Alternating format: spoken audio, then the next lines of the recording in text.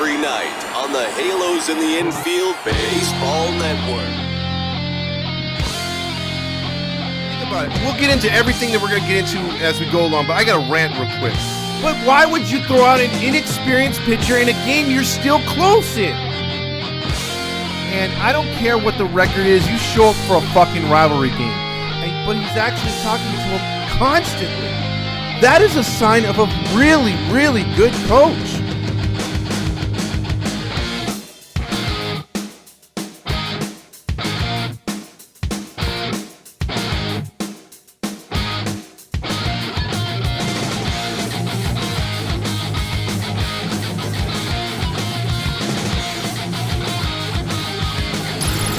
It's the Toddfox postgame podcast with your host, Toddfox. Because the only thing I want to yell is fuck!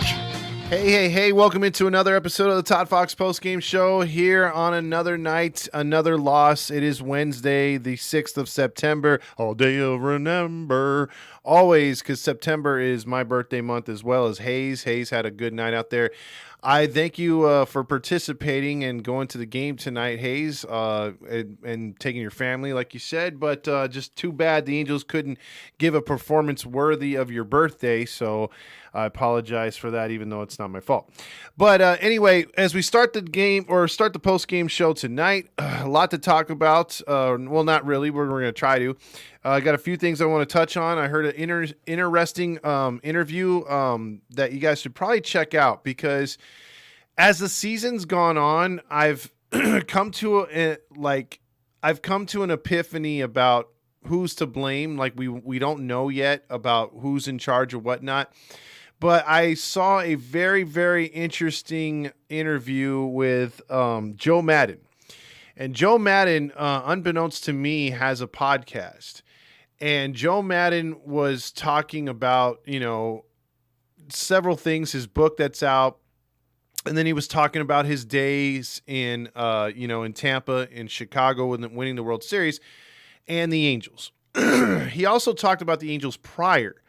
And there's some stuff I didn't know about Joe Madden, so it's pretty interesting. And I suggest you guys should check that out. I'm going to play a couple highlights of it in a little bit so that you guys can hear it for yourselves. But there you go. The Angels tonight lose 10-3 to the Baltimore Orioles. 10 runs, 12 hits for the Baltimore Orioles. They sweep the Angels in Anaheim. What do you expect? You get rid of Squid and you bring up Bradley or whatever his name is, Phillips. I want to call him Bradley for some reason.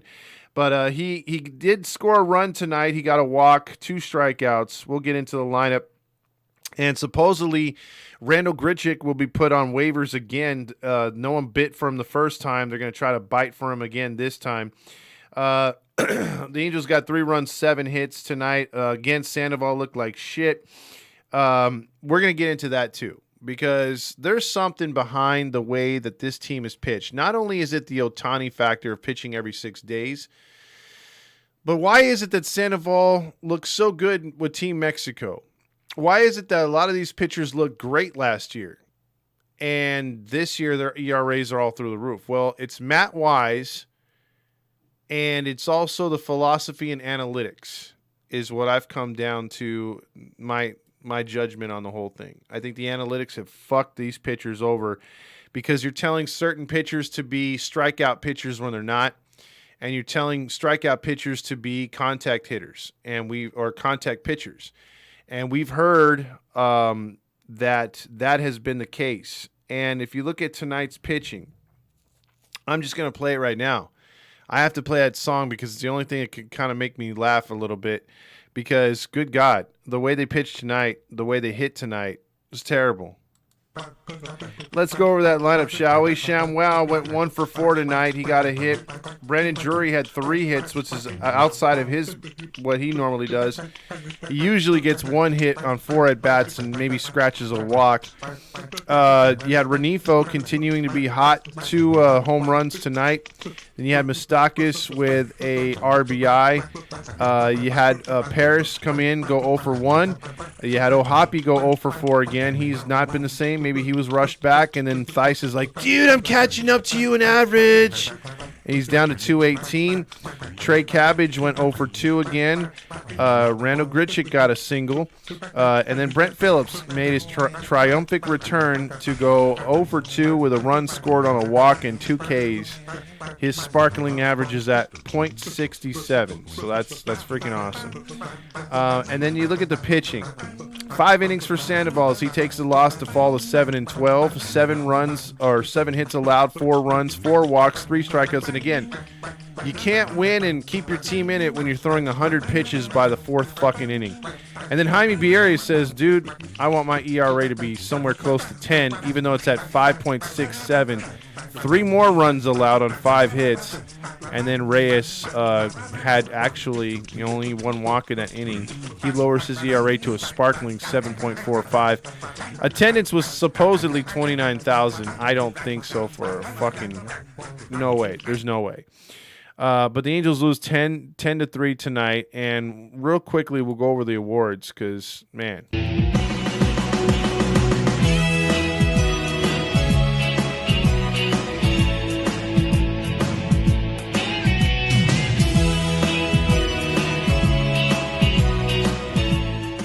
The non-wife beater Urias, not the one for the Dodgers, who they had to cancel his bobblehead, which is hilarious.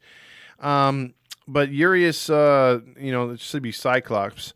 But the Urias for the Orioles had 3 hits, not to be confused with a wife beater, a.k.a. urinal cake.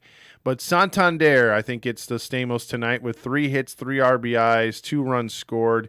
You didn't need much. It didn't look like their lineup did all that much, but again, they score a lot of runs very easily against that Angels team. And then let's get into the Stamos or the Nacho Night Award. All the cheese, all the refried beans, all the onion and tomato and the guacamole, all the beef and jalapeno and the sour cream, all the nachos.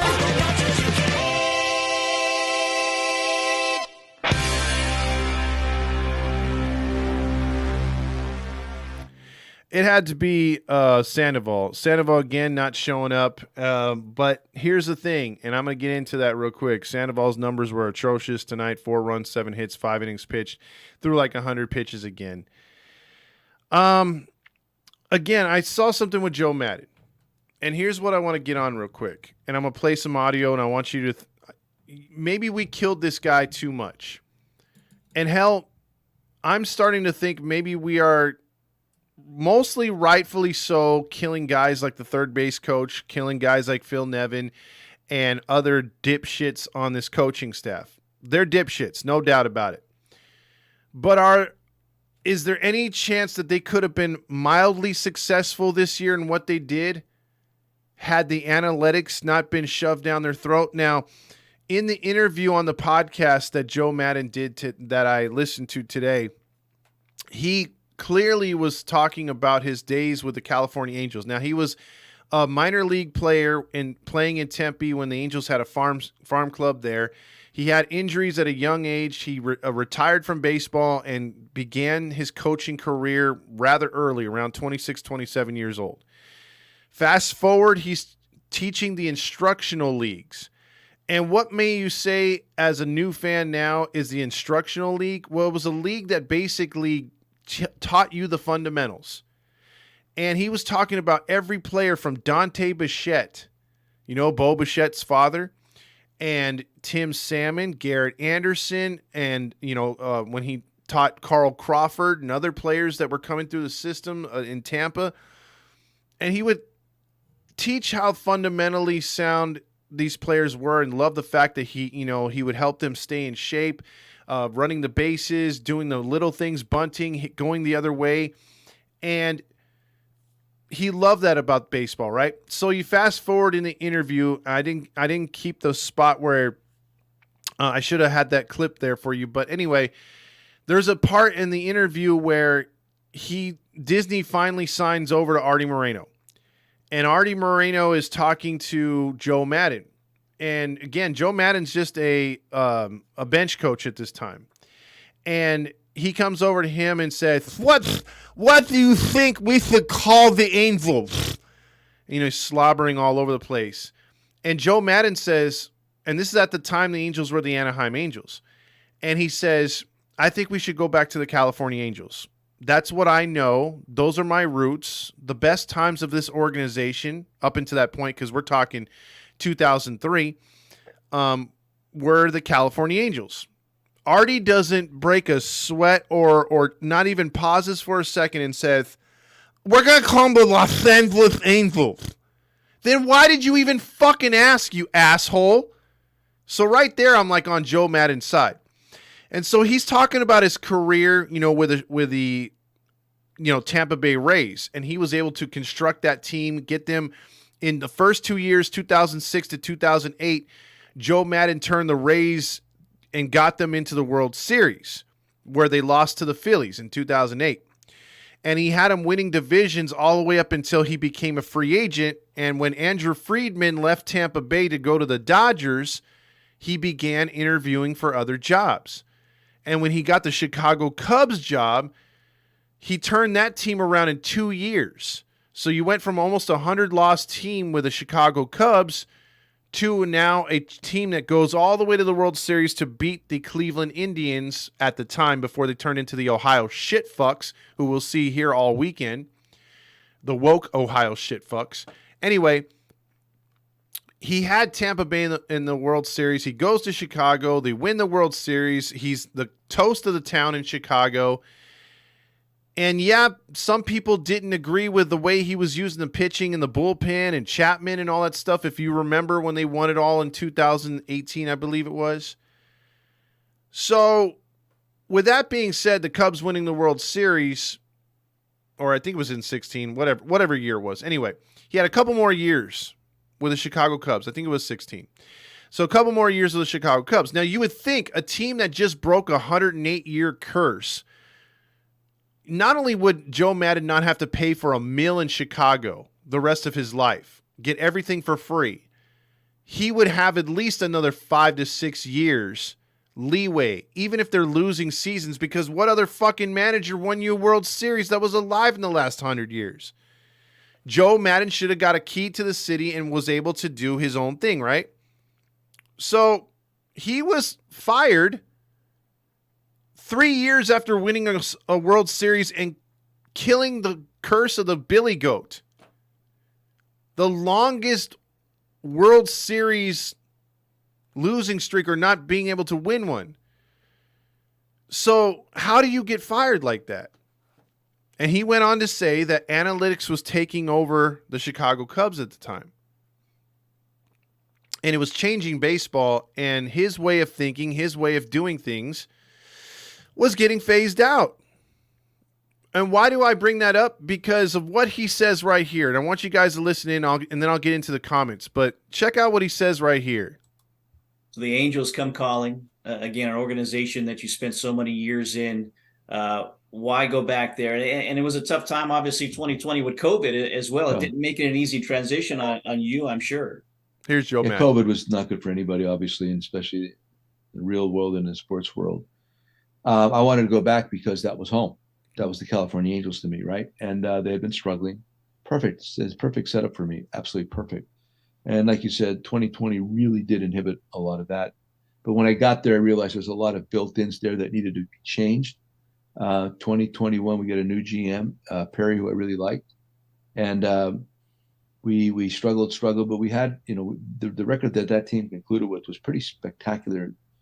Without the bullpen, we didn't have a lot of things, but we still almost had a 500 record, pretty close. And then the last year, that truly caught me by surprise. We had a losing streak. It happens to everybody. Look at this just happening in Texas right now.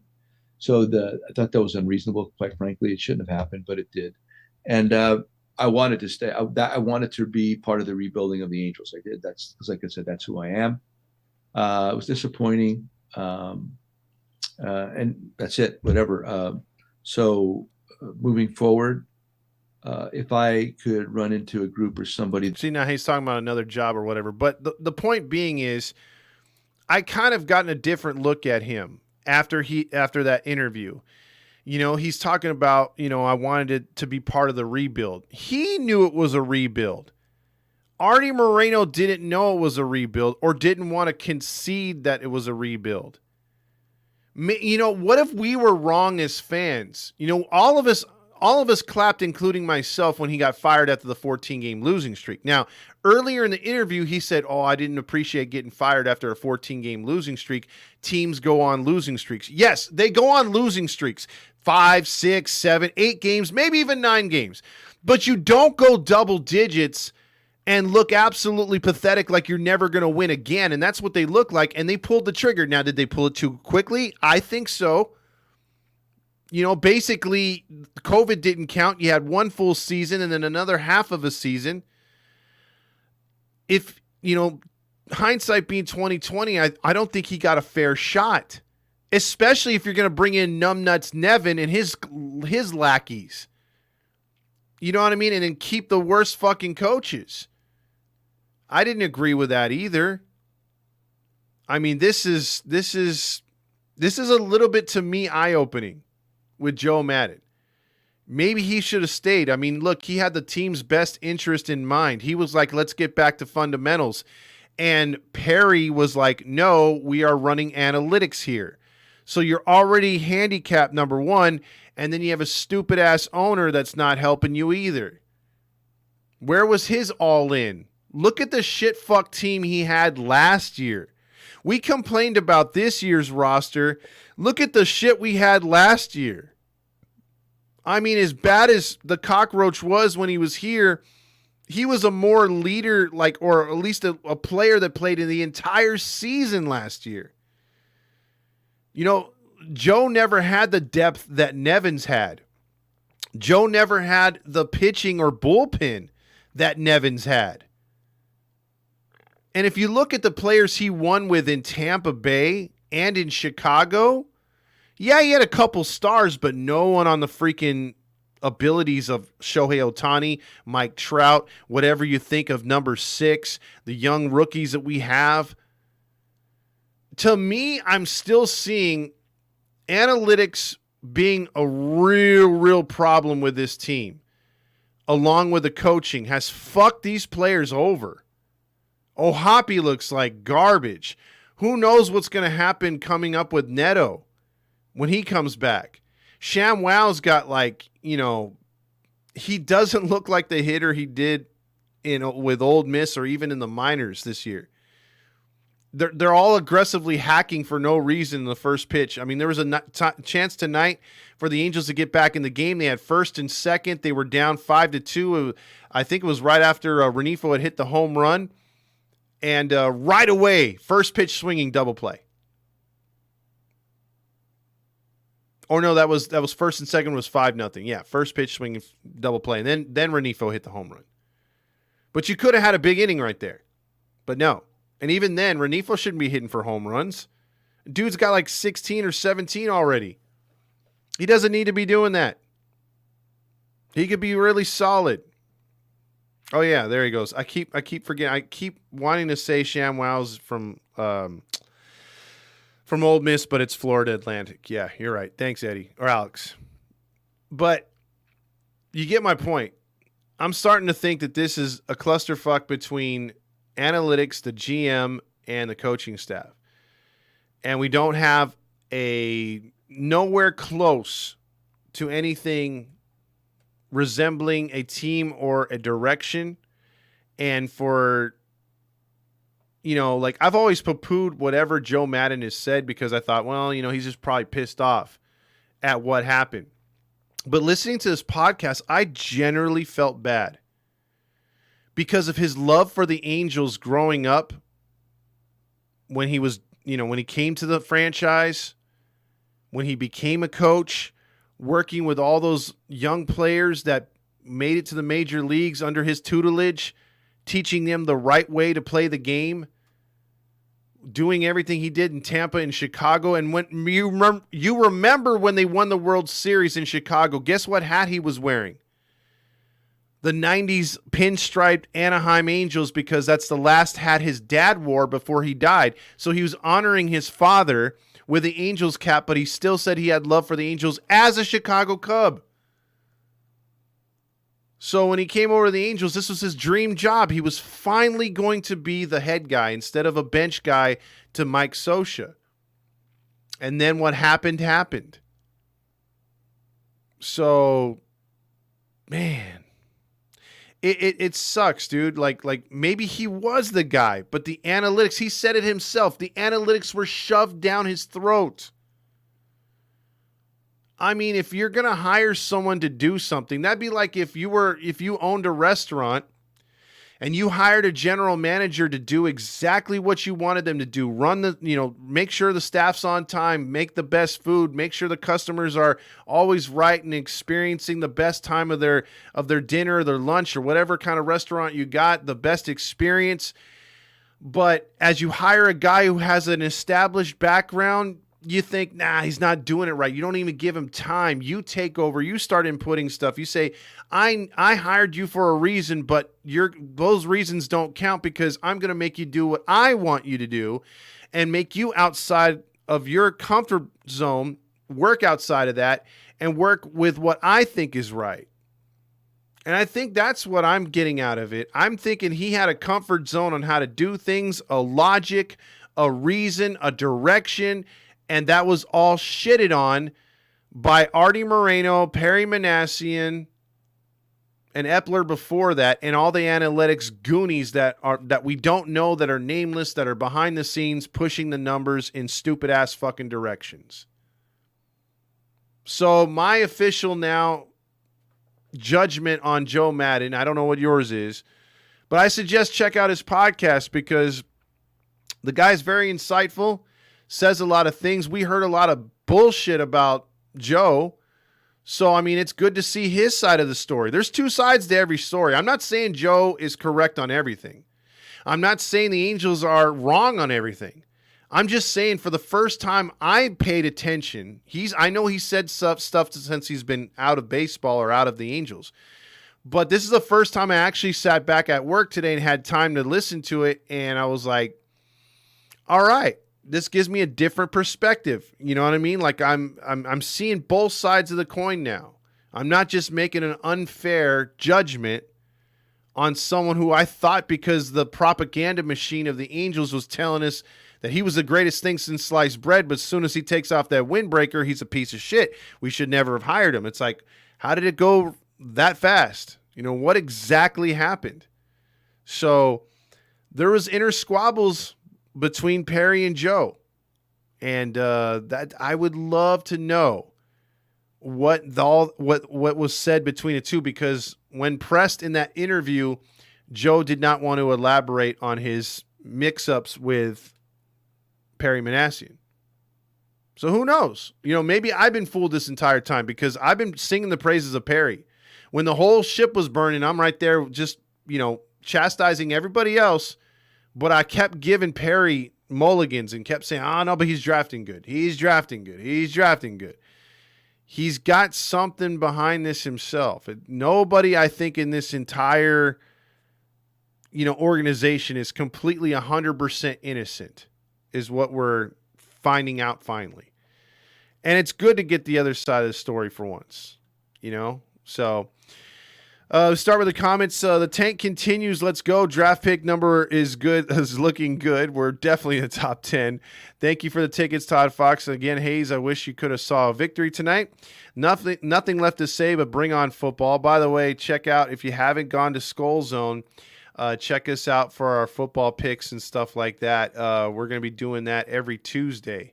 So check that out. We're going to do recap and picks on the following week. So check it out. We've had some good numbers as far as like picks for the last couple of years. So it's on YouTube. It's called Skull Zone. You'll see Carlos's face, and then I'll be on there as well.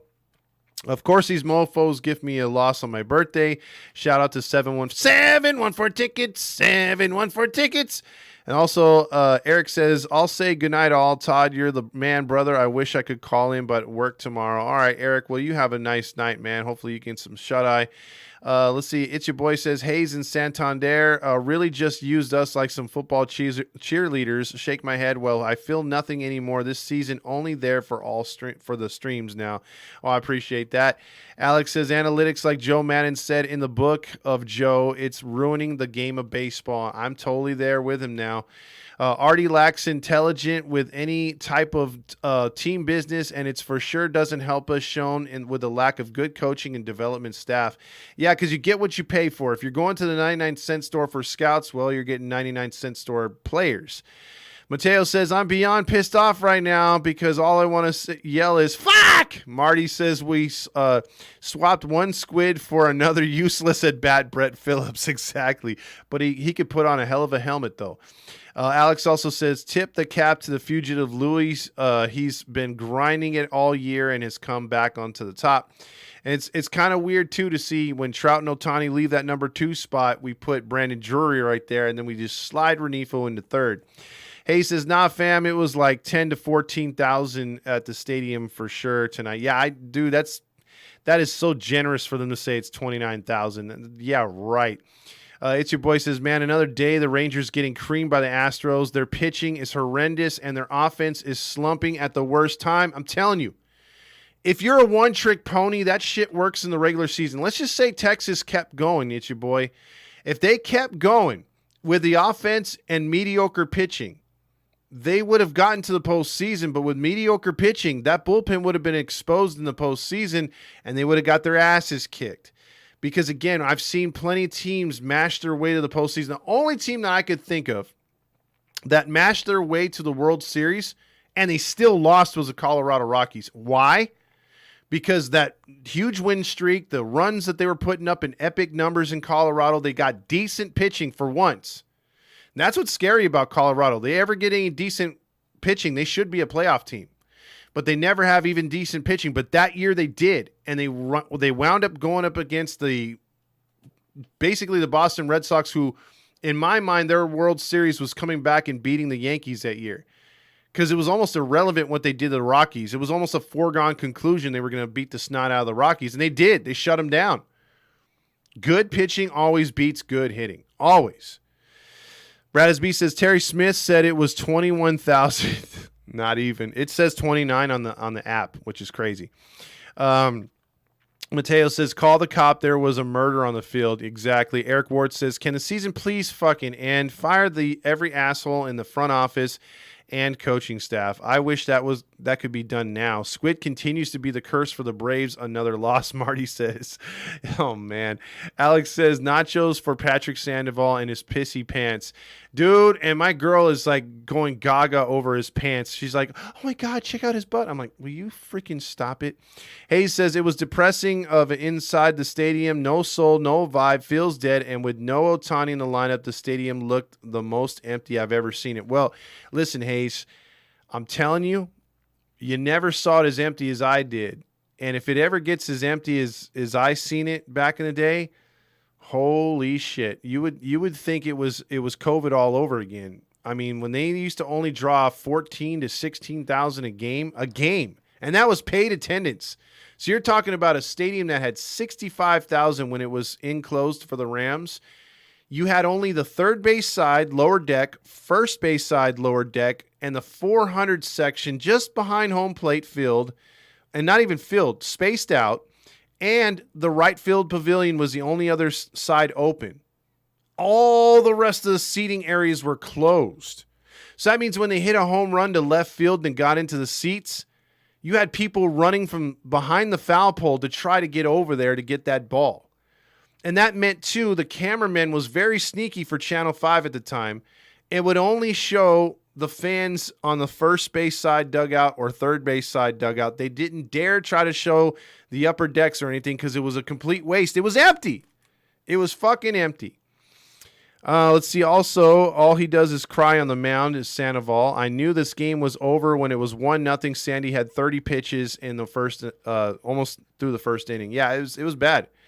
Patrick Crideval. See, Thurman says, so excited for 3 Angel bobbleheads in 2024. First one is Ohtani. Yeah, get the box, but nothing's in it. Second one for sell, Angels post. And the third one is after the All-Star break, Trout golfing. That actually would work. Halo Homie says, Todd, who from the big league roster do you think should play in winter ball? You and I know there are some players who need it. I think what you need to do is send the whole lot of them because they all need to get deprogrammed. They are all programmed with this bullshit first pitch swing. I mean, after you fire the entire coaching staff, be like, hey, y'all need to go to winter ball and relearn your skills, relearn what got you to the majors. Once you find that, hopefully when you come to Tempe, you're a new player. David says Phil Nevin should be fired. Hell yeah. Artie says, let's go bring on the – they're not the Indians anymore. They're the Ohio shitfucks, Artie.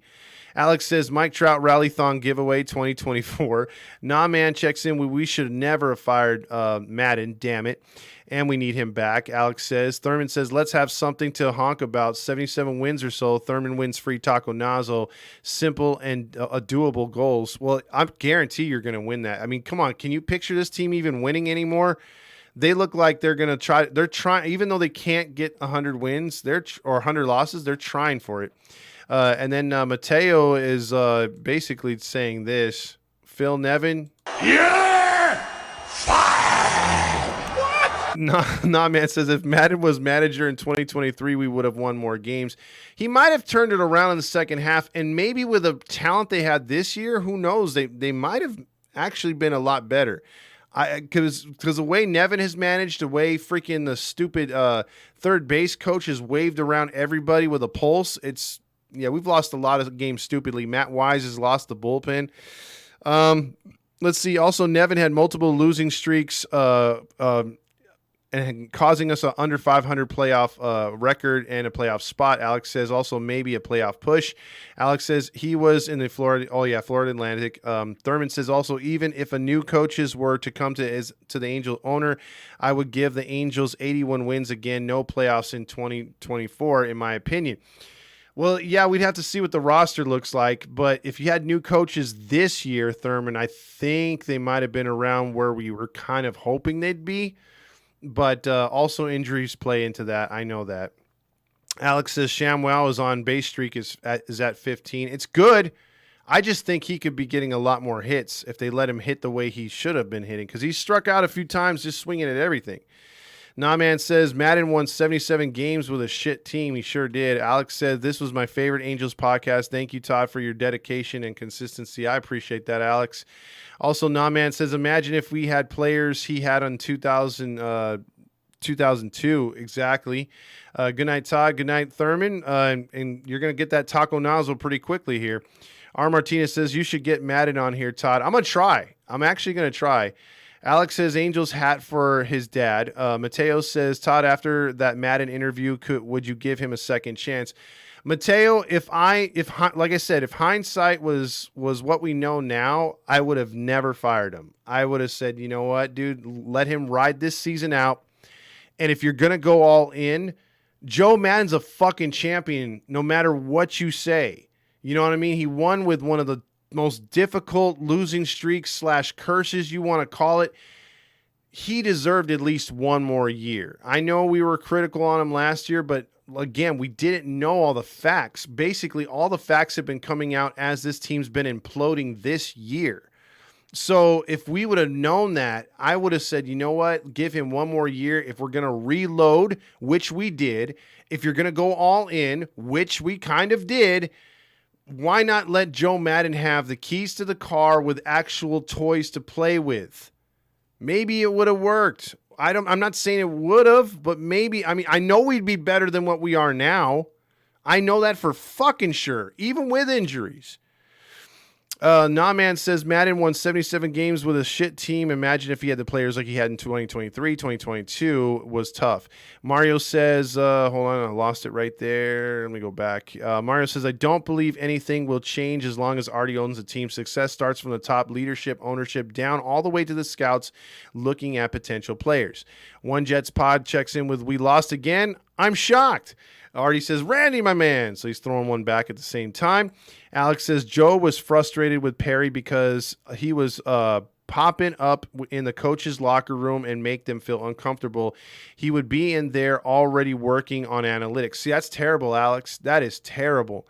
And Drizzle says the Angels are a shady-ass organization, plain and simple. Losing culture and shady culture is what Artie has brought to the Angels. And you know what? That's what you're both of you guys are absolutely right, Alex and Drizzle, because in the interview too, Joe Madden was bringing up the fact that it was such a pleasure to work with a Cowboy. He was very, he just came down there not to bother anybody, but just to say hi to his players, hug them, have relationships with them. Him and his wife were sweet, like thought of by the players as grandpa and grandma. And they were never the type to meddle or tell the coaches what to do. He had complete faith in all the coaching staff. He hired good people to scout.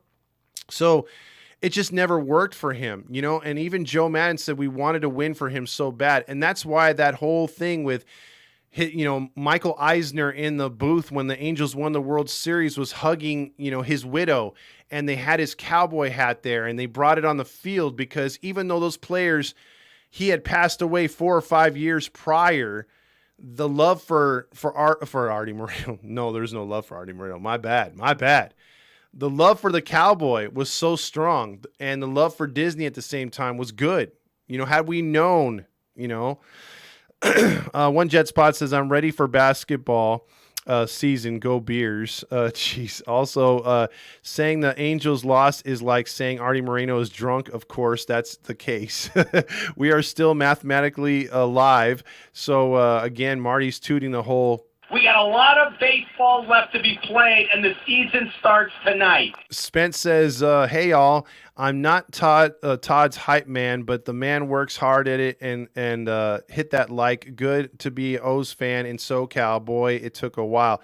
And, shout out to you, Spence. When I was a kid and the Orioles were at the Anaheim Stadium at the Big A, and they came in with Cal Ripken, Harold Baines. Let's see, who else did they have on that team? Like guys like BJ Surhoff, I'm trying to remember. They had Mike Messina before he was a Yankee, Scott Erickson, Rafael Palmeiro. That team was stacked, and they would come in here, and the Orioles fans showed up. I mean, the Orioles fan, they had a lot more Orioles fans here. You could, and when they did things, you saw a sea of orange down the first base side, right field side.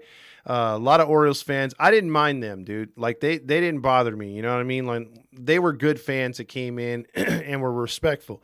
Always, even from a kid, from when I was a kid, always the fan bases that pissed me off were the top 3 were the Red Sox, the Yankees, and Dodgers. So whenever their fans came to town, whether it was the Dodgers in the Freeway Series in spring training, at the end of spring training, or the Yankees when they'd make their 1 or 2 trips out here, and the same thing with the Red Sox, I could not stand their fucking fans. But for the most part, Cleveland, that was good back in the day when they were a cool team, where they called the Indians not the shit fucks. The Orioles when they came to town, hell, even the Mariner fans were not disrespectful. You could kind of throw the A's in there. They were kind of asshole fans because we had that rivalry with them. They still had Canseco and freaking McGuire and stuff like that. So, this stuff like that. But hats off to the Orioles, and I'm happy for them. And that's a team I'm cheering for out of the AL for sure. I'm happy they're finally on top. You want to talk about the blueprint of a true rebuild. The only one that I think worked faster was Atlanta. After they tore down, they brought it back up again, like super quick. But Baltimore, an organic fucking just hit the reset. We're just bottom of the barrel and just have faith in us, and we're there. And the fruits of their labor, I mean, I can't be happier, and I can't say, hey, you know what? They did this wrong or that wrong. I mean, the only thing that you can kind of look at what they did, but then they got rid of the eyesore, which, what we have to do. I mean, they bit the bullet, and they're like, hey, we're just going to pay Chris Davis for the next few years to come. And I hope the Angels can figure that out from the Baltimore Orioles and say, hey, number 6 needs to just go. And if we have to pay him for the next 10 years, 15 years, I forget how long Chris Davis's contract got extended so that they could just pay him out the rest of his money, because they're paying him 14, I think, a year. So, and he's the highest paid Oriole, and he's not even playing, hasn't been playing. I'd love to do that with Rendon. I just don't care for that guy anymore. Balls, and Todd was right about Texas. Well, I'm getting some love for that finally. Tonight, it's time for you to check out what I want. I want balls and Todd was right about Texas. I actually like saying that one. My bad. Artie says balls, and baloney time. I was pretty cocky. I want balls and Baloney time. Also, Dr. Money says balls, and no habla inglés. Tonight, it's time for you to check out what I want. I want balls and no habla español. Or English, my bad. It's your boy says the Nats and Braves both had clutch bullpens when they won their respective years and had it. I'll take a phone call in a couple minutes here, but I'll get to that. Let's see. Also, in respectable years, and it's good 1 to 3 starting pitching. The Rangers should have learned from that. Also, huevos, and no habla inglés. Chupla mi pita. I can't even do that with that one, dude. You just have to run that one back in your mind. I used to back up Sandy no matter what, but Jesus Christ, this year he's acted like a little bitch. It's annoying as hell. I can't defend him on that. I'd love to, but my girl and her loving his pants kind of pushes me away, number one. And then number two, yeah, he has been crying like a bitch. Because at least, when John Lackey and Weaver did it, they were winning. They were, they weren't even by winning. They were winning their games for the most part and yelling at their players. Wow, winning. Exactly. Let's see. Laugh my ass off. One Jets. I'm crying. Also, they should have shoot to break last season's record of 14. Hey, they could still do it, IE Native. Charlie Sheen brought an entire section to get a ball because he could. The seats were sold. Trout's golf so much. He's a hidden character in Tiger Woods' video game. That's probably the next one he's going to show up on. IE says, best news during my vacation was Braves taking Squid's sorry ass off the Angels' hands. Oh, believe me, we threw a party last night. The Ohio fuckfaces, that's more like it. I was good student. I did my homework instead of watching the game. Well, there you go, Mateo. You're not going to suffer for this team, that's for sure. The cowboy must be turning over in his grave, RIP. That is true, man. I feel really bad for that. Nick says the best news that came from today is that Velasquez was claimed off waivers. Mateo says, hey, Todd, it's funny. Many of us, including you, thought Nevin was a no bullshit type of manager. So much for that. Yeah, you know what, Mateo? We were completely wrong on that. We thought this guy is going to ship these guys up, but if the upper management and the analytics are telling him not to, then it doesn't matter what the fuck he says, right? And I don't think he was saying anything anyway. So Tonight, it's time for you to check out what I want. Mateo wants. I want balls and John Stamos. I love you more with every breath, truly, madly, deeply do. I will be strong, I will be faithful, 'cause I'm counting on a new beginning, a reason for living, a deeper meaning, yeah. And I wanna stand with you on a mountain. Oh, yeah. And I wanna bathe with you in the sea. Naked. And I wanna lay like this forever until the October 1st. October 1st that's the last time we're going to lay together. The season will be over by that point, as it's already been. One Jet Spot says Boston fans as a whole can eat a bowl of dicks. Yeah, well, the team sure did suck last night. They're just a bunch of the suckiest sucks to ever suck. That is pretty true right there. And every time he calls for that, I misplaced that goddamn soundbite, and I just want to play it right away. And oh, there it is. Yeah, Mo, that team sure did suck last night. They just plain sucked. I've seen teams suck before, but they were the suckiest bunch of sucks that ever sucked. Exactly. I think that's all Angels fans right now. Was praying Perry until I began thinking how hard it is to place the blame. I feel Perry might still have a hand in this more than we know. Nevin sucks anyway, but just makes me think. I'm right there with you, Silent. I'm starting to evaluate this entire goddamn thing. We might never hear Stuka's over Disneyland again this season, Dan's worrying about. We're more like Stuka's over Disneyland. Yeah, we're either that or bombing the thing. Can we just send number 6 to AA and see if he wants to opt out of his contract? If that's an option, send that Fulio down to rot. I wouldn't want to mess with the AA team. ShamWow needs to strike out more to fit in. He says Sandoval leads the league in unearned runs. Yes, it's his job to shut down the offense, but why do they always have so many errors when he pitches? It happened again today. Well, that's a good point, Dan. You're going to Hollywood, Todd. Jets Pod. Also, season starts when Trout comes back. Louis714 says, hello, darkness, my old friend. I've come to talk to you again. It's another losing season. Let's see. Mateo says, I'm confident about tomorrow. The football team had a crisp practice today. Well, see, Mateo, I'm glad you said I'm confident about tomorrow, then preferenced football, because I was thinking you were going to get the honk right there. I was thinking you were actually talking about this team. Silent E says, losing streak almost halfway to getting Nevin fired. Could be. We're getting swept by the Ohio fuckfaces. Yeah, and some of our old Angels will be on that team as well. I think you're right. Looking forward to the Dodgers elimination from the playoffs live stream. Oh, that's on its way, Alex. That is on its way. By the way, if you want to call in, 714-598-3221. Smart thinking. Now I know. And knowing is half the battle. G.I. Joe. There you go. But, yeah. Oh, here we go. It's the Halo Honk line. I just can't. And they can fire me if they want, but I can't sit around and listen to negative phone call after negative phone call. If you're a so-called Angel fan, if you're a Halo Hunt for life like me, then shut up. When Sosa's gotta go. It's this guy's fault. It's that guy's fault. Forget it. Let it go.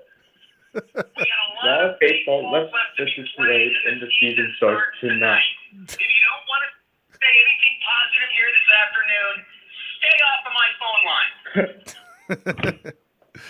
Is what he said today. Yeah. Season starts tonight. Well, I mean, I want to hear what he says on Friday, dude. Like, seriously, because, I mean, what can you say at this point, man? I mean, we got Brett Phillips back. since the game 30 or something, when we're playing like the Cardinals. Oh, I know, dude. Damn, Those were the good old days, Supra. We should. I swear to God, I was on. I was on the Fire Madden train, right? You remember me calling saying Fire Madden, Fire Madden? Mm-hmm. I kind of regret that now. I do too. I think all of us were on there. I mean, look, it's not a given that he would have taken us to the promised land or nothing, but judging on how we've coached this year as a team and ourselves, and then with the analytics, I think if given just the tools that he would have had this year, I'm not saying we would have made the playoffs, but maybe we would have been right there for the wild card, like we thought we were. You know what I mean? Yeah,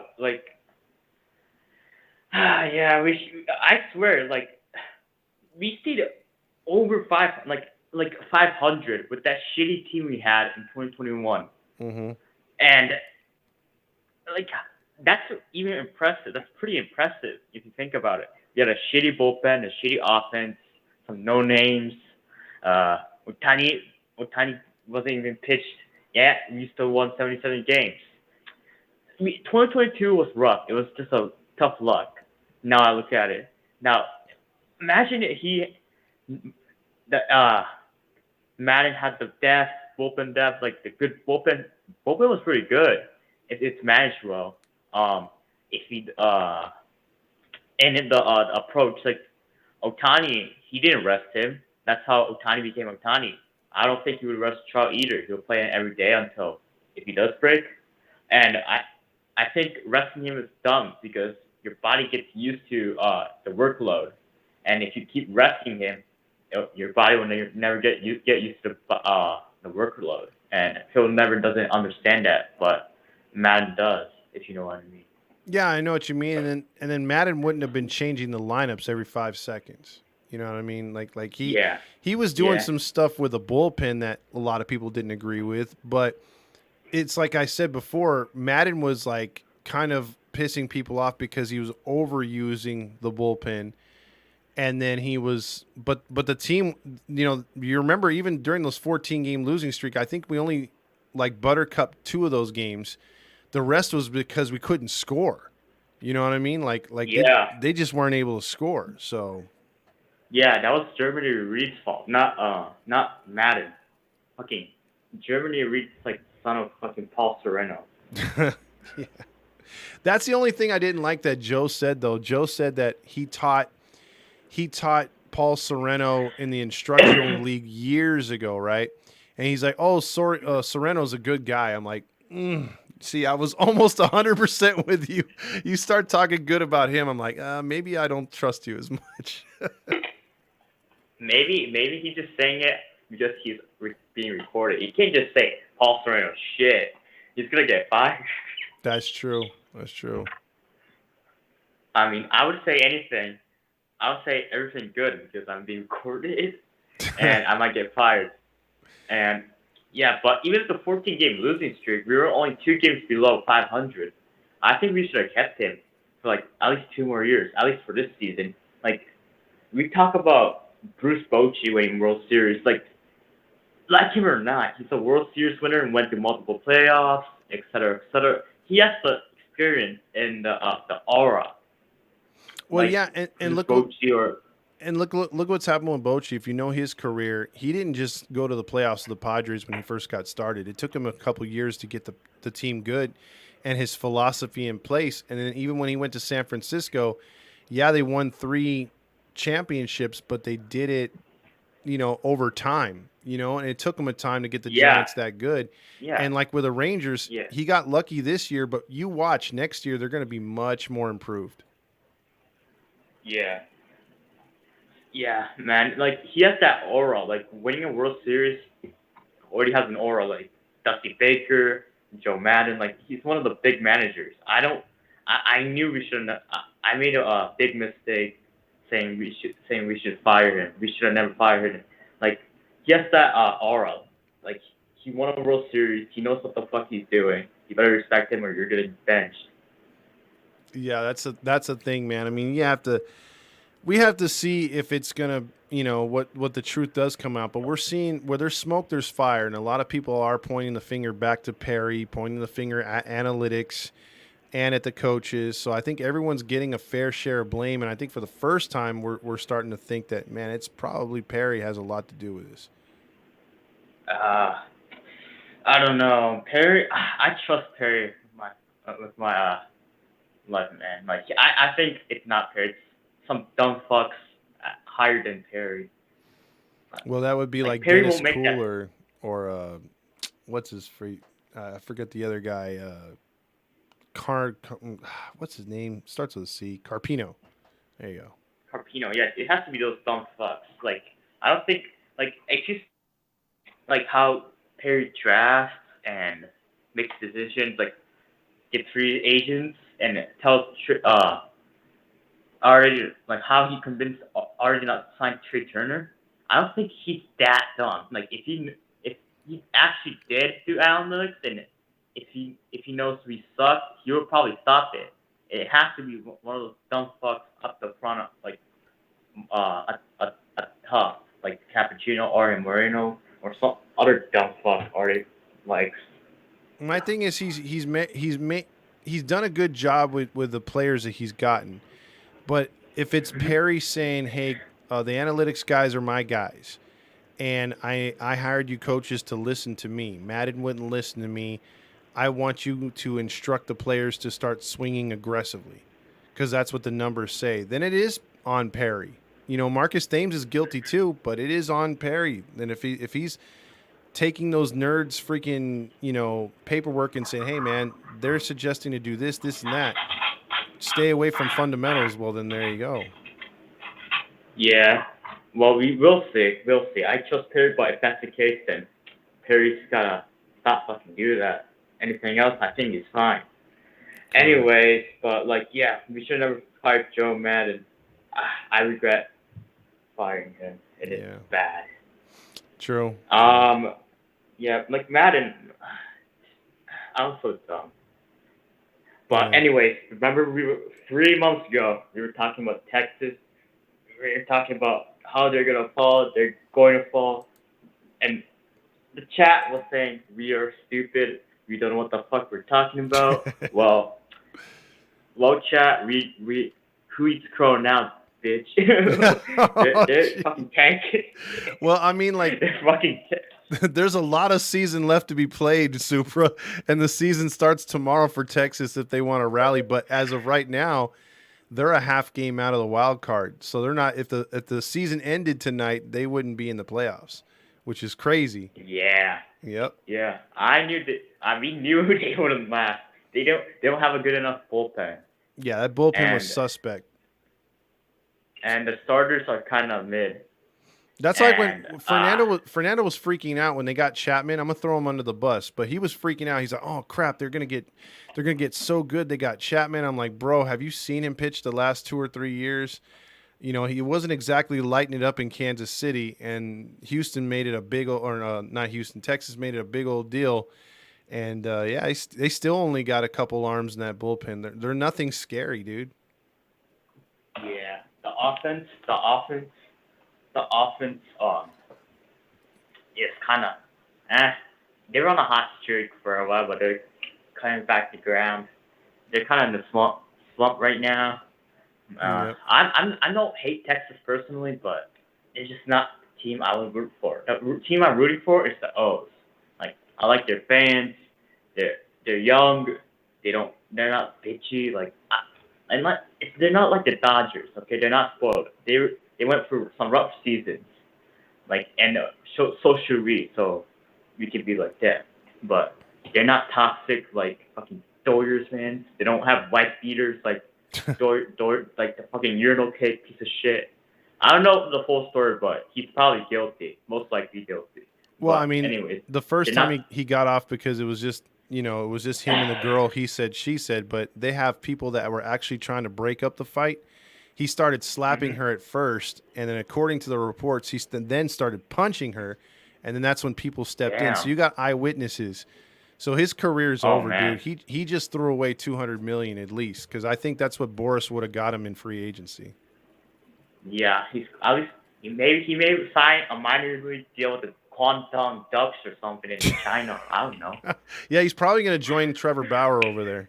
I think he is. Trevor Bauer, I know Trevor Bauer can be a dick, but I don't think he's guilty at all. Like, there's no evidence that he did. He has evidence against the girl. Like, there was no beatings or the girl was fine. Like, I saw. Well, don't get me wrong. I'm not God, and I don't know the full story. But looking at it, I don't think Bauer's guilty. He may be a dick, and he may be a dick to the clubhouse, but he's not guilty, and he should have been banned. Urinal kick should have been banned, like Bauer did, and when the first time he committed a crime. Like, Bauer should have never been banned. I know it's the Doyer, but still, it just. I think it's what's going to happen with Bauer is playing out just as I thought it would. He would get that year suspension or at least have no future right now, because as of right now he has got no future. He's banned right now. So while he's pitching over there, all he's going to do is, when you see the free agent market for pitching next year, it's rather thin. So what he's going to do is he's going to apply for reinstatement, and he'll probably get some owners tell the commissioner Manfred, hey man, let this guy back in. He's did his time. He was technically not found guilty. He's kinky or whatever, but that's as guilty as he is. Let him get another chance. And you watch, he'll sign with like a 500 or less team, prove it, and then all of a sudden at the trade deadline, he's pitching for a contender. I guarantee you next year he'll be in the majors. Oh no. Trevor Bauer was already unbanned, but he wasn't able to sign. That's why he went to Japan to prove it. He's pretty good in Japan. He's one of the best pitchers. Yeah. He's actually throwing the hardest he ever thrown in his career. And if he comes back, I think some Kansas City Royals will give him a prove-it deal. But oh yeah, I think he'll go to Kansas City or Miami or Pittsburgh, and then he'll pitch really good, and then the team that signed him will be like, well, we can get a good player back for him, and they'll rape one of these teams that need a pitcher at the deadline. Yeah, Yeah, but in the end, I just want to say, urinal cake. If Bauer's gonna get banned for 2 years for some shit, there's literally like barely any proof, and there's literally evidence against the woman who put blame or like put a lawsuit in him. And why should urinal cake shouldn't get the same punishment or even longer when he committed it first time? Like, what the fuck is going on here? If he's found guilty, which I don't see how he can't, but he's still got to go through the process. I don't ever see him pitching anywhere close to a major league game. He might get away with it and pitch in Korea or in Mexico or even the Dominican, but I doubt he'll ever pitch anywhere in the majors. I mean, you just can't get away with that. I mean, it happened to Ray Rice when he beat his wife. He was on camera. He never played a snap of football again. Yeah. Wait, where was urinal cake when he was beating his wife again? Somewhere in downtown Los Angeles, I believe. If there's any cameras, I'm pretty sure there's a lot of cameras there. And then, oh man, he's probably screwed. Like, screwed for life. If the witnesses aren't lying, I think they're not. We don't know, but if there's cameras, I doubt they're not lying. Like, I doubt they're lying because they won't lie. Like, why would they won't even know you're. Well, not only that, but she has like facial injuries. I mean, he worked her over pretty good. So yeah, but I don't know why. I wouldn't know. I don't know why he beat. I'm not saying there's an excuse to being here, but I don't know why he started being here. Maybe he has anger issues. Maybe she said something stupid. But there's no excuse for beating her. Exactly. I just want to make sure of saying that. Exactly. But I also want to know why he started being here. I'm not saying he shouldn't be here, but I just want to know. But he's still gonna be guilty. He's gonna get the fuck out of the doors. Good. Exactly. I think it'll come out once it goes to court, but that could be a while. You never know. So. Yeah. But appreciate the call, Super. But hey, good calls always. Yeah, man. Go Angels. Go Angels. I can't really say it. All right, man. Tomorrow. It always does. All right, bro. All right, see you, man. All right, see you. That is Super right there. Yeah, a lot of people calling for Artie to call in, so I don't know if he got the memo. It's the Halo Honk line. Hey, what's going on, Todd? It's Randy. What's up, Randy? Hey, man. So, real quick. So we're CGI motherfuckers' faces on team photos now. Is that what's going on? Paying a motherfucker $30 million a year and he can't show up for a team photo? Get this motherfucker off the team. He can fucking go. Because who's really running this team? It's fucking obviously Shohei Ohtani. I'm tired of. I'm so sick of his fucking diva bullshit. Oh, we're gonna do this. Oh, no, I don't feel comfortable. I don't give a fuck. Fuck you. You're gone, dude. $30 million came to show up for a team photo. That's fucking ridiculous. That's pathetic. Yeah, they put the whitest guy. I mean, if I noticed, I don't mean to make this sound any way than it doesn't, but they should at least had Ipe dress up as him. You know what I mean? Like, they picked the whitest guy. Like, we're not going to figure that out, dude. Come on. You should have had him wearing all the fucking Shohei's undergarments, his red little long sleeve, his pads and all that shit. Yeah. Jesus Christ. But no, dude, I read that and I was like, dude, that really sums up this fucking season. And you know what? The whole emotional damage, I mean, I get it, it's a joke, but you know what? That sums up this fucking season. I mean, twice in one fucking season, this team got our panties wet only to leave us fucking hanging, sitting there in a puddle of our own fucking mess. Yeah. First you got Artie sitting, I'm going to sell the team. Psych, just kidding, fake. And then you got him, we're going to go ahead and go pick out the lowest hanging fruit on each team, even though pitching, quote unquote, isn't the problem that everybody keeps saying, it's the offense, but yet we're going to go out and bolster the pitching and yet not go get some kind of fucking Kickstarter for this offense, or we're going to leave it up to the guys that are coming back that had a hand in all this struggle from the get-go. Those are the guys that are going to pull us out of this slump. Like, are you fucking kidding me? Randall Grichuk, that's who. CJ Cron, who's often always fucking injured. Those are the guys that you brought in here to kickstart this offense that was struggling. Like, Perry has no pulse on this fucking team, because if he did, he would have been like, this isn't a playoff team. They can't even score. Yeah. But I'm going to go ahead and bolster the pitch, and maybe that'll score us a few runs. Like, are you? Come on. Yeah. But everybody, you trust Perry to do what? It's like I said in the comments, dude. this fucking Artie dude, he cannot hire. It's like the Jets for the longest time. They can't hire GM for shit.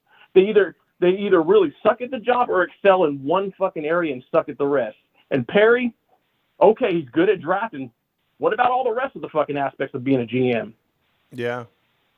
So he's got a couple of good trades. All his other trades suck dick. Dude, I'm telling you, like, when those trades came in, I thought, okay, that's nice. But I was thinking if everyone came back, if Trout was back, if Drury was back, if, that would strengthen, Hoppy coming back, it'd be like, okay, those guys are good for now. But if we're winning, then you can move those guys to depth, and then the team might actually look like something with everyone back in the lineup and maybe number 6 returning. But, dude, everything they've tried just went to shit, dude. Jesus Christ, man. But, dude, I'll tell you what, the biggest thing for me today was the whole, when I read that whole Shohei Ohtani not showing up, I'm like, oh, my God, dude. Like, this almost, like, when I read that, dude, I was like, this season's starting to feel like almost fake. Like, this almost feels scripted. You know what it feels like? How much worse? Oh, go ahead. I'm just waiting for something else now, dude. Well, yeah, like, here's the thing that I brought up to a friend today, because after we talked about the show the other night, I said, hey, man, like, this season reminds me of the first half of Major League Part 1, where they just were terrible. Everything was in a shitter. Nobody knew who was on the field. They didn't have pictures of the guys. I go, that's happening at the stadium. No one's at the stadium. Just everything looks like it's a team on the move or just a dead franchise. Because if you were to tell me the Angels were on their way out and they were going to move, I'd believe you.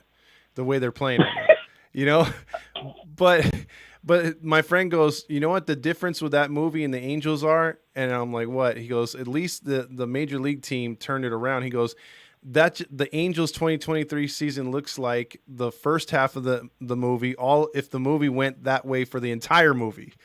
Because that's how they're playing, dude. Like, they never got good. They never turned it around. It just got worse. The Angels got as far as, hey, we need a bucket of chicken for a sacrifice, and they just rewound the fucking movie. Yeah, to the beginning. That's true. Oh, these guys are shitty. Who are these fucking guys? Yeah, they're saying that in April, and it's like, man, these guys are shitty. Who are these fucking guys in September? Yeah. And you know what? I got a feeling we're going to be saying that next year, too, dude. I got no hopes for fucking 2024. I really don't, dude. Because, what do we have? Like, what do we have? Yeah, all we have is money to spend. We don't have anything to trade. We gave all that shit up.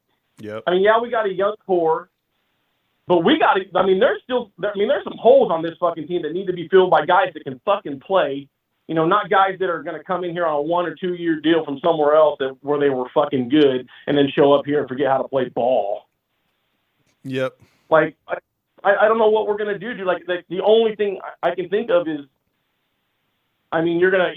you're just gonna leave it all up to these young guys, because I don't know how much money Artie's really gonna give this guy to spend, after what happened this fucking, at the middle of this season. True. And like I said, nobody to trade to go out and get guys, that are worth a shit. Although I don't trust Perry at this point to trade anybody, to go out and get anybody. He'll pick the lowest hanging fruit on the fucking team and call it a successful trade. Like, really, dude? Like, Randall Grichuk was our fucking fire starter. Jesus Christ. And so, like, I don't know what. I have no hopes for next year, dude. Like, as far as I'm concerned, football season fucking continues from now all the way till fucking 2025. Yeah, it's very hard to think about anything positivity. We have to see, even if we see what happens in the offseason, it's nothing dramatic's going to make this team jump back into it. We'd have to see career years from a lot of guys, including Trout, to stay healthy next year. Because I was about as 99% sure that Ohtani's gone. So I'm eating crow on that, because I said he would never leave. But you know what? It's not only I don't even care about eating crow on that. Dude, I'm almost happy, because you know what? I don't even want him no more. After what the fuck I saw today, I'm like, I don't even want this fucking diva no more, dude. I'm ready. At this point, if I was Perry, dude, and I wanted to save my ass, I would sit Artie down, pull down his pants, put the pee in my mouth, and be like, dude, please give me another 3-4 years. We need to fucking blow this thing up, rebuild it. We can't put a Band-Aid on it no more, Artie. Otherwise, you're just going to fucking continue seeing the same results that you're seeing, and we're not going to be able to do anything. So you got to blow this thing up, dude. I don't know what you can do with Trout. I don't know what his feelings are right now. We'll find out later in the offseason. If he wants to get traded, So I'm probably gonna shed a tear or two, but you know what? Whatever it takes to get this fucking franchise back on the right track. But like, it's got to be done, dude. That's why I said, dude, if you could have just fucking done this, fucking blow it up 3 years ago, dude. Imagine where we'd be right now. Yeah. Because I'd be going 24 with like, oh my god, we're a legit fucking contender next year. We'd have a whole crop new of players.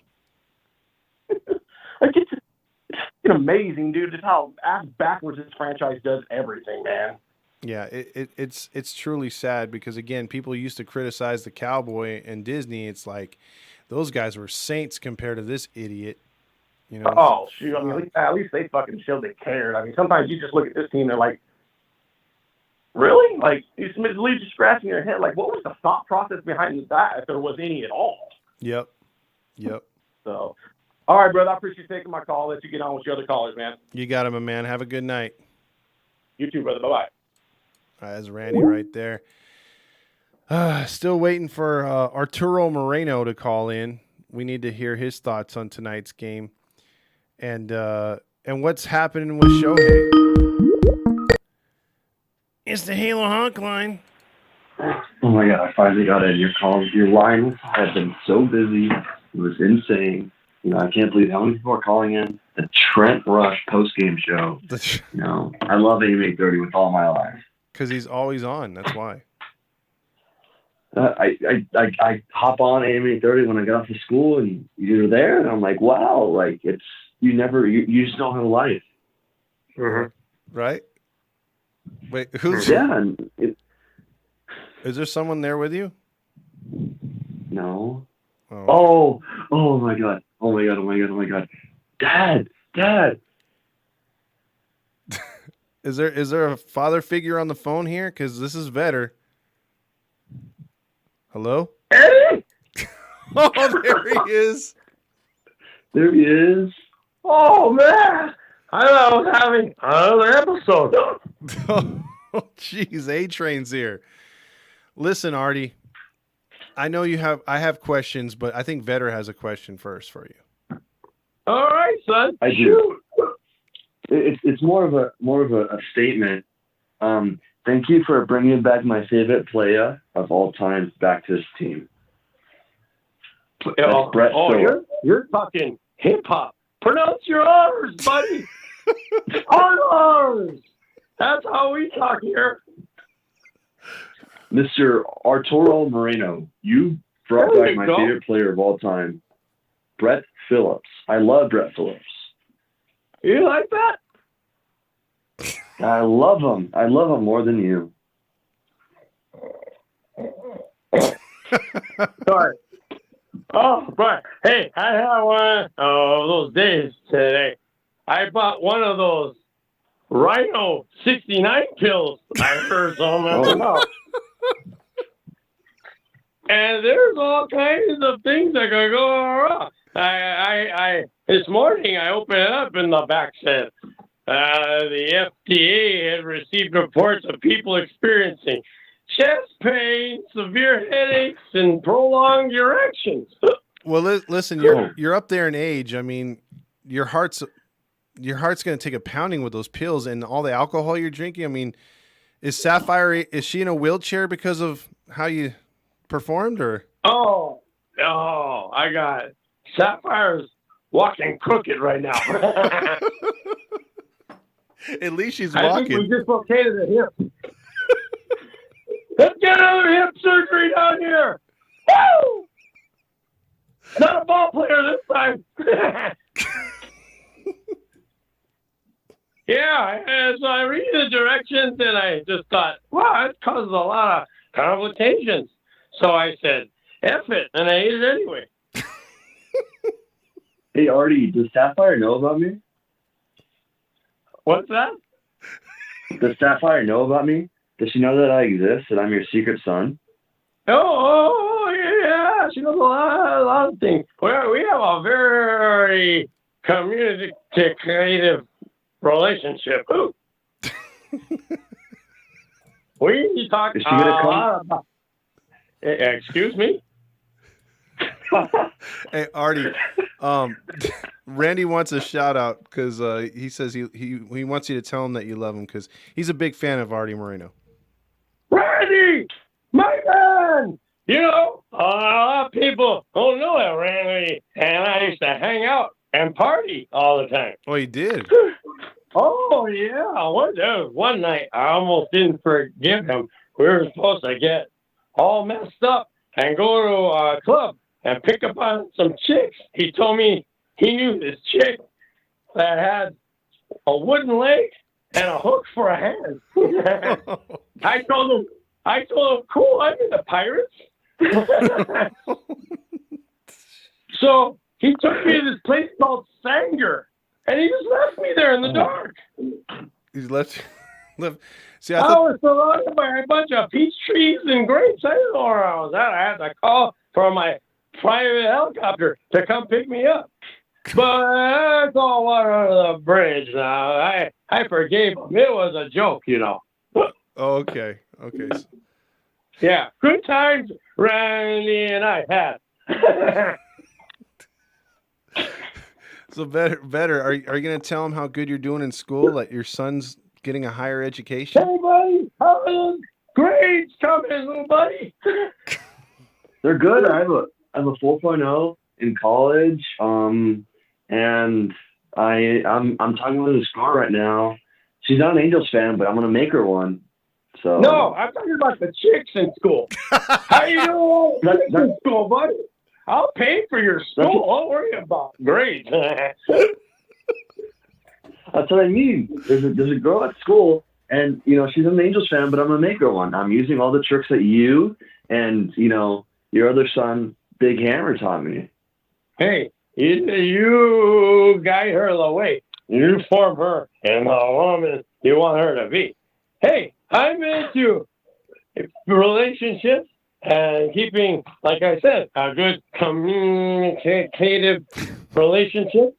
And that's how I get around. That's how I keep them. That's how I keep them around. That's how the Artie Conda gets fed, baby. Woo!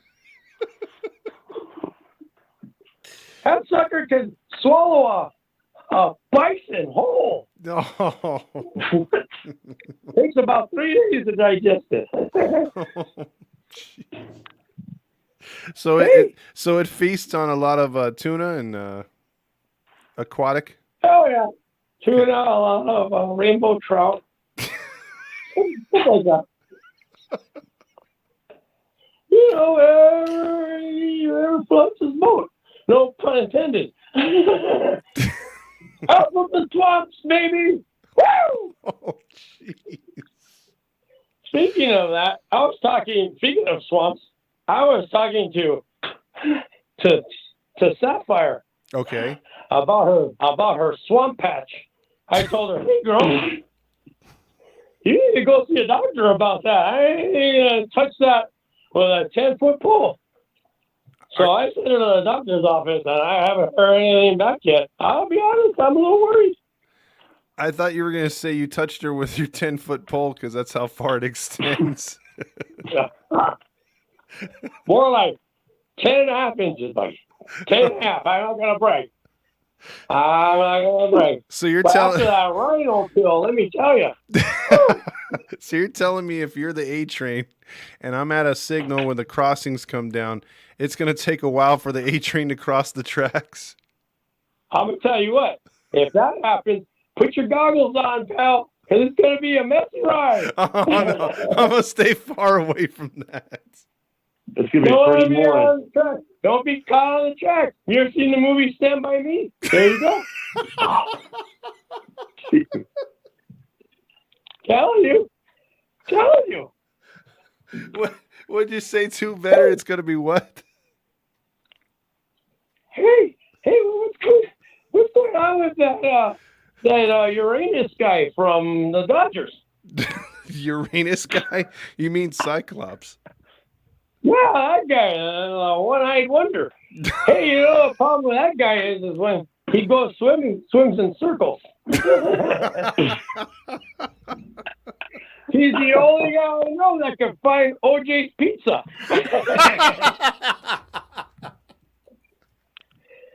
Hey, so what happened? He got arrested. What was it? Alcohol, drugs? He's beating his wife or girlfriend. Okay. Well, I have one question. What did she do to deserve that beating? Dude, come on now, Artie. Even what are you talking about? What's going on? You can't blame a woman for getting beat, no matter what she does. Hey. You obviously haven't met the women I've met. Jeez. They're a little bigger than me. I had to throw a chair at one time just to get out of the room. It was out of control. I'm telling you, some of these women they're beef-roiding up. I'm not kidding. It was like Mark McGuire with a wig on. Oh, are you sure they were women if they were that big? Well, I don't know. We were in the back of a Ford Galaxy. This is like in the 70s. And she told me, hey, Artie, kiss me where it stinks. So I drove her to Pico Rivera. On account that he got a lot of cows over there for some reason. Right off the Bentley Boulevard, baby. Woo! Smells like cow. I think the A train was trying to get loose, but he might have found the B train, if you know what I mean. Hey, and to my astonishment, I went down, to tickle the you know what, and I ended up grabbing a fistful of tree trunk. I was upset. I said, hey, know you're Hispanic? What? No, I was more upset the perfume she was wearing. She smelled like a candy store. It was disgusting. My stomach started hurting. If you want to be a man, you want to be a woman, that's all right in my book. That's fine. But don't come looking for the A train, because I only swing in one direction, baby. And that's down when I fall down. Because I'm getting really busy right now. Whew. Hold on a second. That's too much cuerpo for me today. Oh, man. I'm going to go through about 4 or 5 balls. So the thing that scares me about that story, Artie, is that you grabbed a handful of tree trunk, okay? Yeah, I was like, Paul Bunyan. You were like the brawny man. No. Yeah, I was just a fistful of scariness.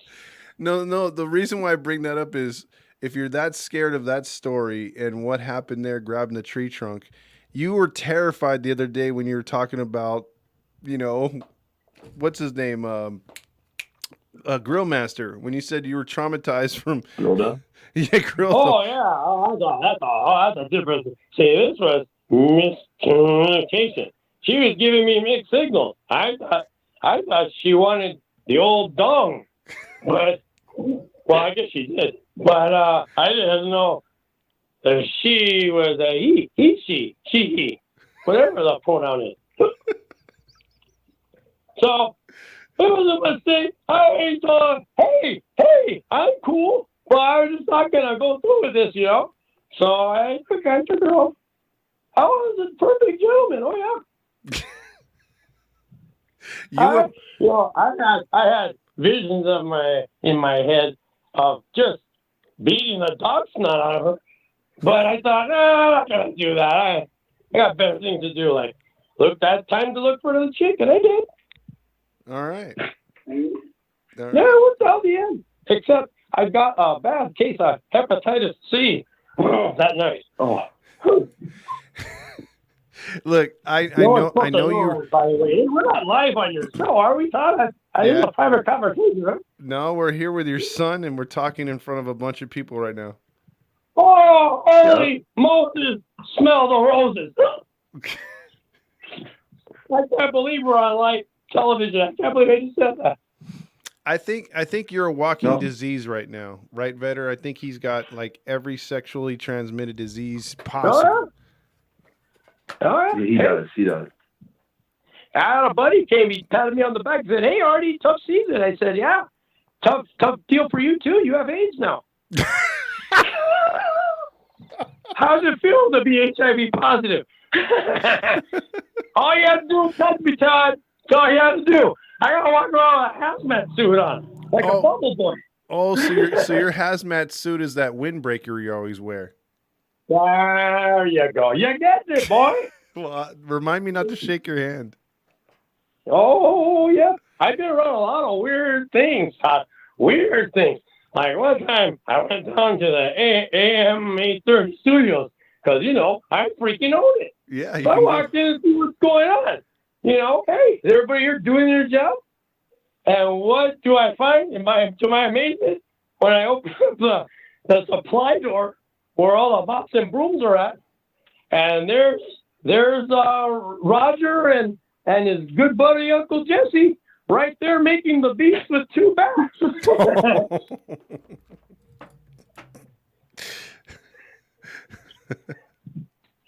You want to talk about something ugly?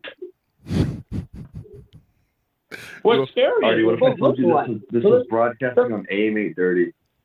Oh, no. Oh, I knew it. I should have my mouth shut. You got to tell me ahead of time when I call if I'm on the radio. I can't tell you. I don't have your number, but you just automatically call in. You have a direct line to my line. Well, maybe I'll ask this. And take the fun out of it. Well, I think it's getting late, and we've heard enough of your sexual your escapades tonight.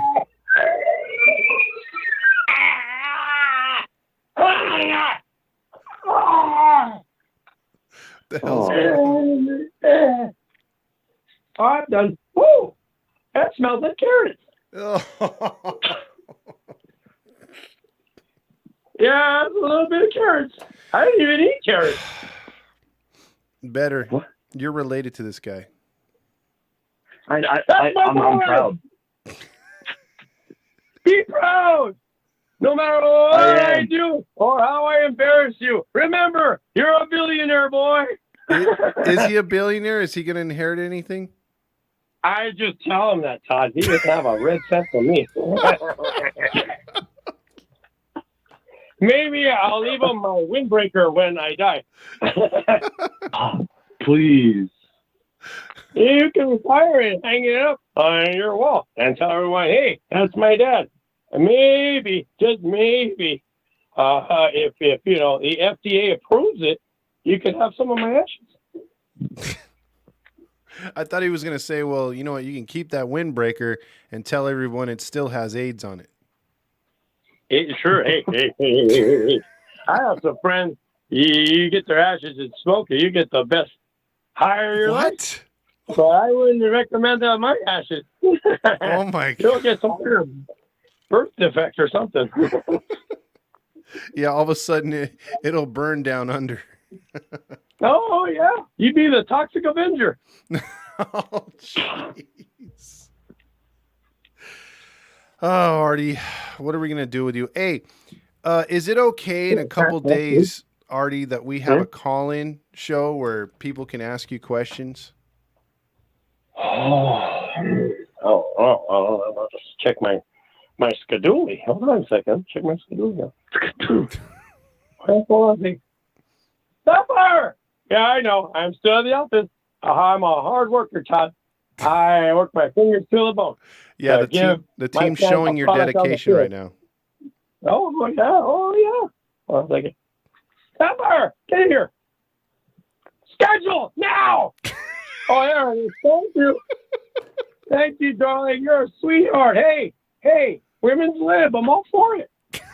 Women's lib, buddy. Woo! That girl can't even lift 10 pounds, let me tell you. Hey, Alex wants to know real quick before you pencil us in on the schedule. Alex wants to know if Sapphire can give him a hand, if you know what he means. It depends how much you got.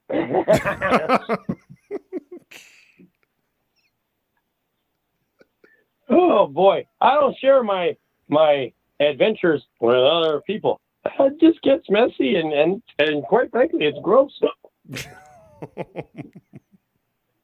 You know, I have my standards. Okay. Yeah, The standards are pretty high. Let's pencil it in, or how I like to say, let's crayon it in.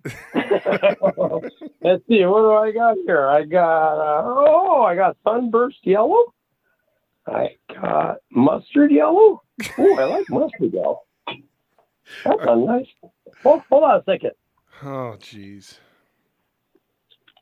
No, that tastes like wax too.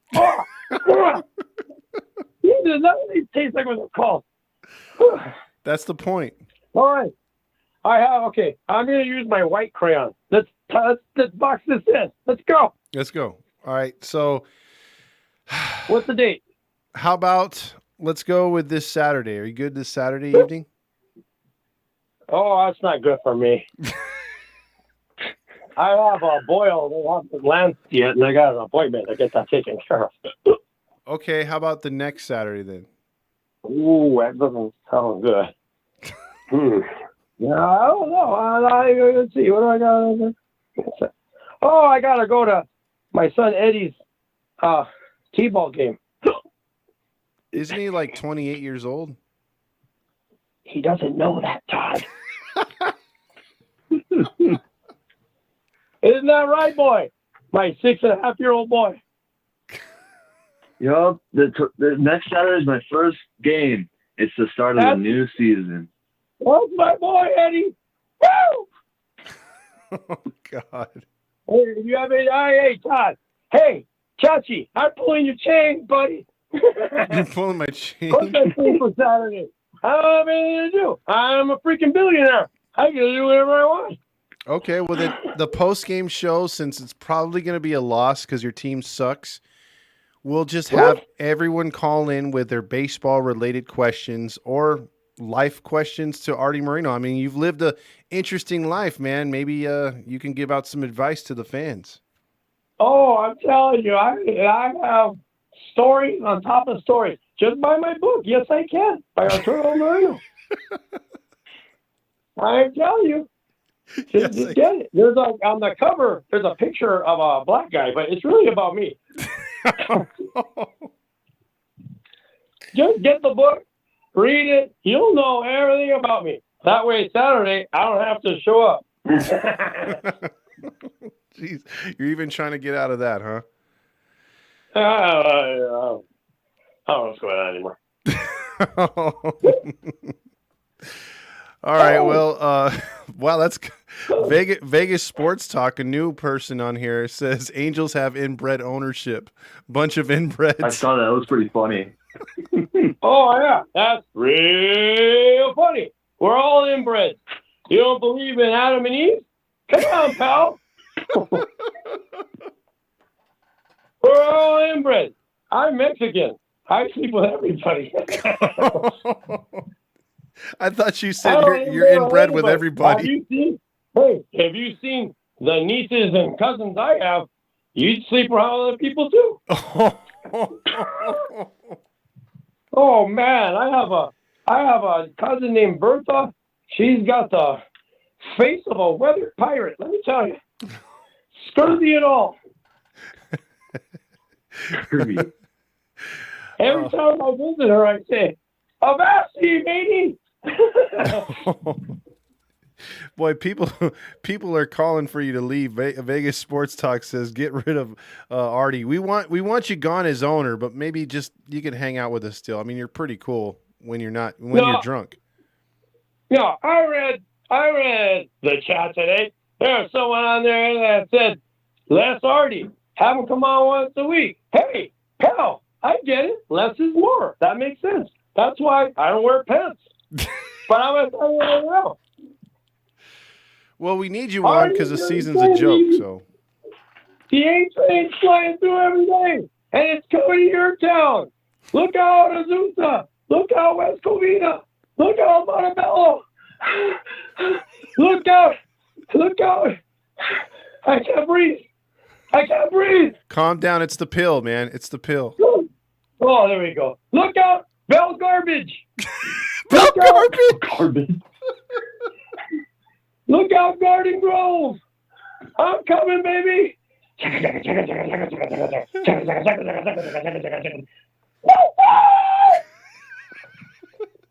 All right, Arturo Moreno, you have a good night. And Vetter, I'm sorry, man. He took over the phone call. No, it's fine. I love Artie. Okay. Alex says it's the Rhino pill.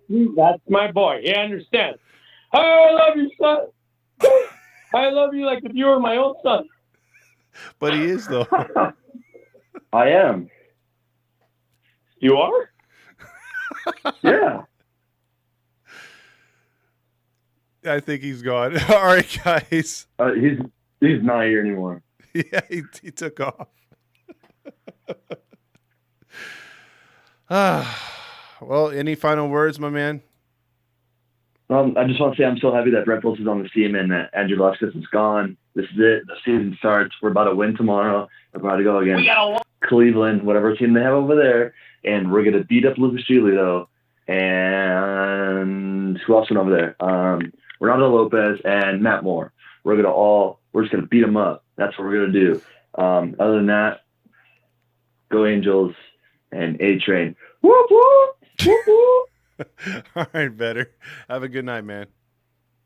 All right, good night. Bye. All right, there you go.